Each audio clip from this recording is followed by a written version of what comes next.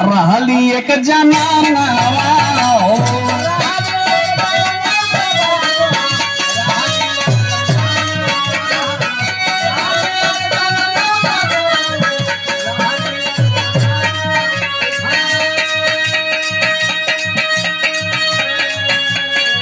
नीत दिन फूला रे से हो खेला बजाना हो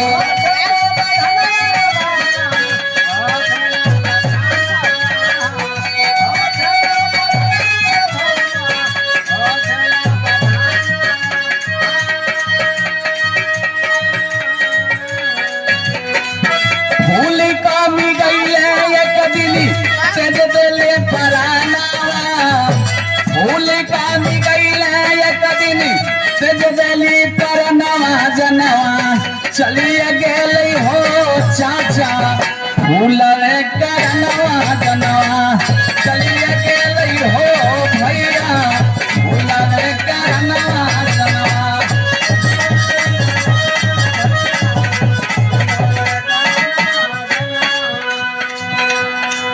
द्वापर में एक फुलवा नामक नाम करके नारी जो कवि ने लेखनी किया है, एक पलरा पर फूल और दूसरे पलरा पर फुलवा रानी। एक दिन फूल के वजन कम हो गए, दोनों के बराबर वजन रहल। एक दिन फूल के वजन कमल और जब फूल के वजन कमल हो तो फुलवा रानी के चिंता के विषय हो गई और वही फूल के चिंता के चलते चिंता करते करते करते ऐसे भी जानते हैं कि चिंता लोग को कितना सताता है।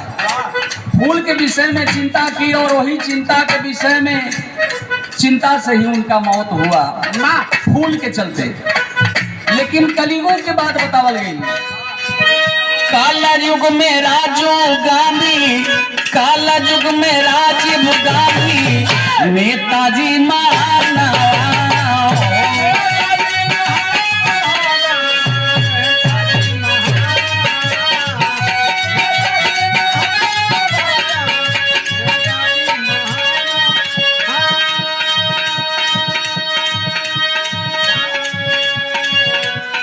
जैसा कि आज हमारे भाई वीरेंद्र बाबू जनहित के लड़ाई लड़ने के लिए चुनाव मैदान में हैं, पैक्स का भावी उम्मीदवार हैं। हम लोग का आशीर्वाद अपना प्यार दुलार भाई वीरेंद्र जी को बरसाना है और इस कांवर पंचायत में अध्यक्ष पद दिला करके एक विकास की ओर ले जाना हम सबका परम कर्तव्य है। काला युग में राजीव गांधी नेताजी महाना हो नेताजी महाना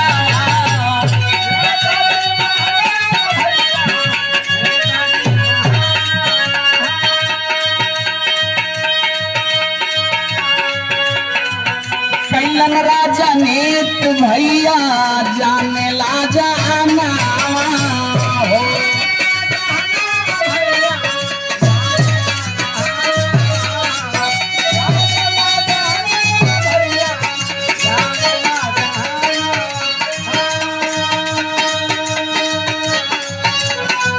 भाई लई सब भोट तबुले भाई लई सब भोट तबुले भूला रे कराना भाई लई सब भोट तबुले भूला रे कराना कराना चलिए गेलै हो भैया भूला रे कराना कराना चलिए गेलै हो भैया भूला रे कराना कराना।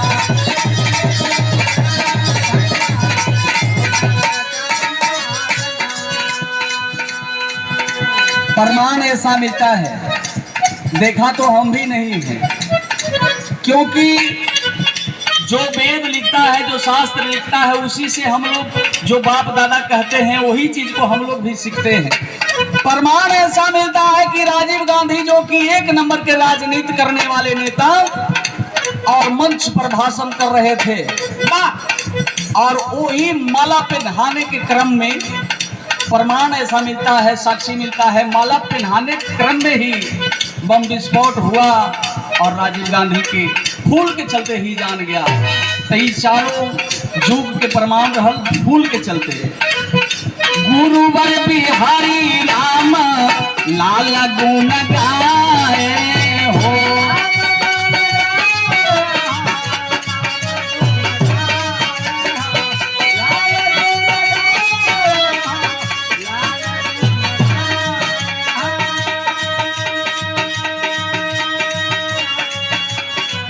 स्वर्गवा में चंद्रिका जी, स्वर्गवा में चंद्रिका जी गीतिया सजाए हो।